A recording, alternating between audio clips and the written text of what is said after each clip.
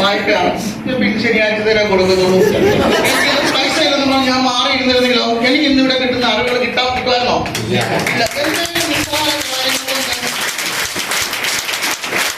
എന്തെങ്കിലും നിസ്സാര കാര്യങ്ങൾക്ക് നമുക്ക് പലതും മാറ്റി വെക്കാൻ പറ്റും ഇല്ലേ?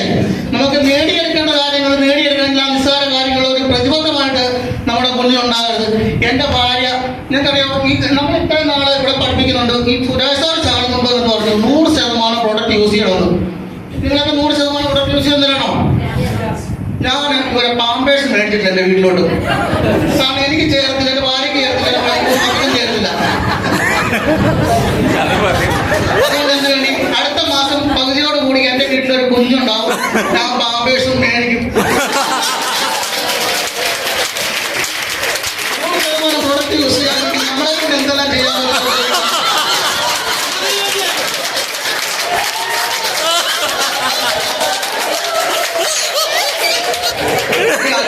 അടുത്ത വർഷം ഇതുപോലെ ചെറിയ പിള്ളേർക്ക് എന്തെങ്കിലും വന്നു 3 ഓപ്പറേഷൻ ആയിരുന്നു. 4ാമത്തെ ഓപ്പറേഷനാണ്. അതുകൊണ്ട് ഞാൻ അവിടെ തുല്ലിടും. ക്ലാസ്സുണ്ട് അവിടെ സാറിനോട് പറഞ്ഞേ. അപ്പൊ ഞാൻ അവിടെ തുല്ലിടും. പക്ഷെ അടുത്ത ആൾക്കാർക്ക് ഞാൻ അത് പ്രൊഡക്റ്റ് വിൽക്കാനായിട്ട് നോക്കുള്ളൂ കേട്ടോ. ഞാൻ മേടിച്ച് ഉപയോഗിക്കണം. ഉപയോഗിച്ച് കഴിഞ്ഞാൽ അതിന്റെ ഗുണം മറ്റുള്ളവർക്ക് പറയാൻ പറ്റത്തുള്ളൂ എന്നാ പറഞ്ഞത്. ഞാൻ ഞങ്ങളുടെ വീട്ടിലോട്ട് മേടിച്ച് ഉപയോഗിക്കാതെങ്കിൽ ഞാൻ മറ്റുള്ളവർ പറയും. ഈ കഴിഞ്ഞ ദിവസം എന്റെ കുറച്ച് 6 വയസ്സുണ്ട്. 6 വയസ്സുണ്ട്.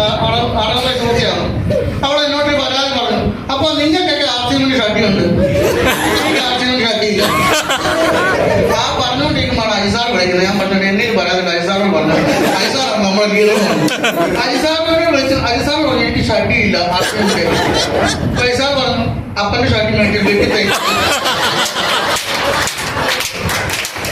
ഏത് കാര്യത്തിനും നമ്മൾ ആർസിമെന്റ്